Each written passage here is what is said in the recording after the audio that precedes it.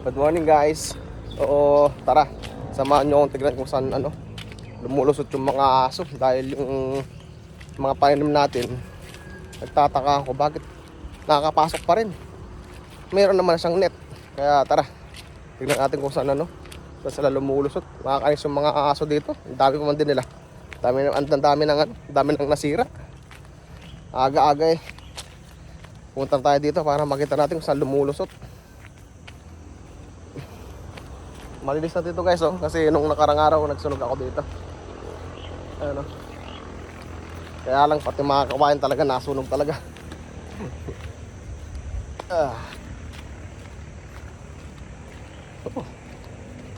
Medyo inuubo ako guys kaya ganito yung aking boses. Dito pala dumadaan yung mga aso.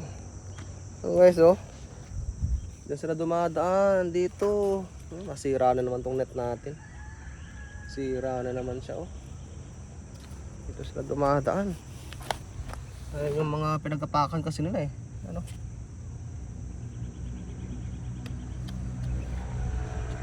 Kasi yung sangkamatis kasi yung sangkamatis na napasok tayo. Palak pa pala to.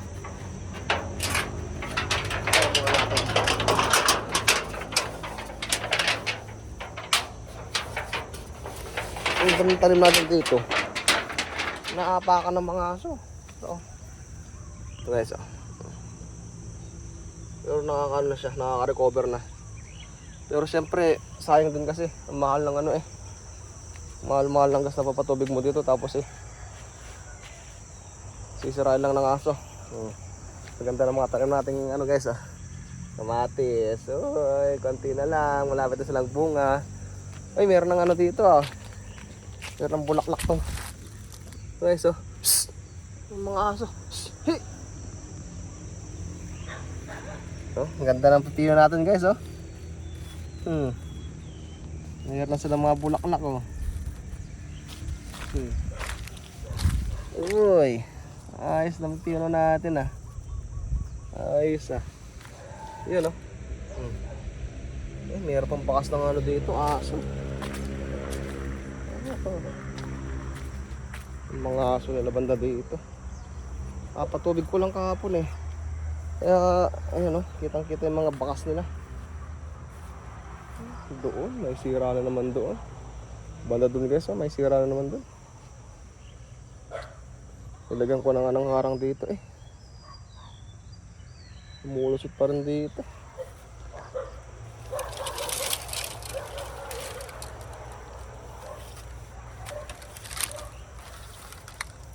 Ganyan na.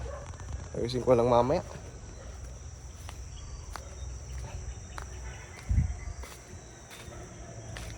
Sayang itong manggaw. Naglag. Sayang. Sikot naman ng mga makapaka na naman natin isang talong. Sayang naman guys makapaka na naman to. Mga aso talaga. Siyempre mga okra natin guys laki na rin mga okra natin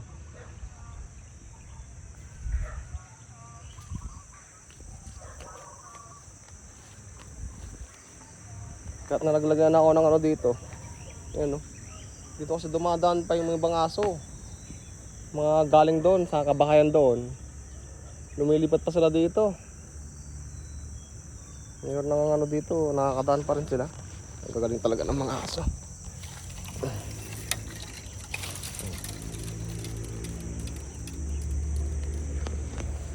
Patubig ko lang kapon guys kaya talagang basang-basa pa tong tong lupa. Ganda ng mga kamatis Kahit ilang piraso lang yan, kahit 6 na piraso lang yan, marami na yan pagka talaga nagbunga. Marami na May kailangan mo pala akong dito, trabahuin, balag. Mga saging, ilang buwan na lang, sigurado mapapakinabangan na itong mga to. Kaya lang, ang problema manasunog yung bandahon nila. Nung nagsunog kasi ako dun, sobrang init siguro kaya inabot yung ibang dahon. Pero Makaka-recover din naman yan, basta alagaan lang. Meron pa tayong taniman dito sa tabi ng ilalim ng ano, sa ilalim ng saging. Mga talbos ng kamote. Yan. Buti pa yung talbos ng kamote. Kahit na ano, 2 linggo lang siguro, sigurado. Ano na to eh. Pwede na pakinabangan. Ang ganda ng ano dito. Oh, yung bayabas na tayo natin, galing ano to, galing Manawag. Nakaka-recover na rin siya. Mayroon pa rin mga ilan na bunga ng mangga guys. Oh. Sayang talaga yung ano dito. Sayang yung bulaklak nila. Talagang tinamaan ng sakit ng mangga. Kaya konti lang yung ano, nagtuloy. Ganun talaga, better luck next time, sabi nga nila.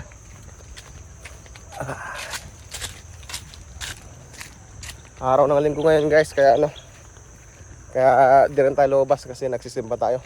Shhh, dami talaga ng aso. Shhh. Shhh, shhh. Daming tubig oh. Sarap sana magpatubig oh. Sarap din sana magpatanim. Magtanim ng gulay-gulingan, kung mura lang yung gas, talagang tatamnan ko lahat dito. Kaya lang, mahal ng ano eh. Mahal ng gas. Hindi natin sigurado kung mananalo pa tayo. Kung susugal na ulit tayo sa ano, sa pagtatanim. Kaya, wag na muna ngayon. Mahirap na. Sobrang taas ng ano, gas. Ito lang ano guys, yung daily routine ko dito sa ano, sa probinsya. Pagka di ako bumabiyahe, hindi ako nakamasada ng ano, ng Tarlac Kamiling. Ito, pinapasya na ito yung mga paninim ko. Pinitag yung mga alaga. Ito guys, so halos mag-iisang taon pa lang ito. Itong tanim ng naming ano, yung langka. Ano, laki na. Halos isang taon pa lang yan. Pero ang laki na. Lagi kasi napapatubigan guys, so kapag nagpapatubig kasi ako, ayan, dahil may putol yung hose doon, lagi napapatubigan to, kaya ang ganda-ganda na oh. Halos ng ano pa na yan, isang taon pa lang.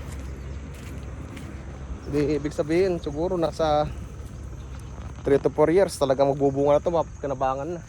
Ganda oh. Totoo nga kasabihan talaga, pagka merong itinanim, balang araw may aanihin. Ano?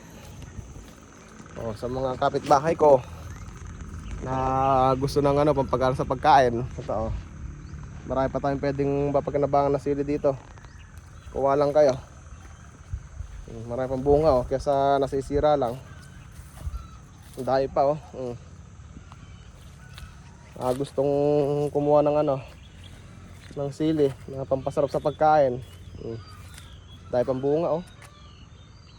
Ang dami ng hinog. Huwag kayong mahiya guys ha. Kuha lang kayo dito. Thank you guys, thank you for watching. Bye bye, ingat kayo lagi. See you next video. Kita lang tayo sa susunod na natin guys at video.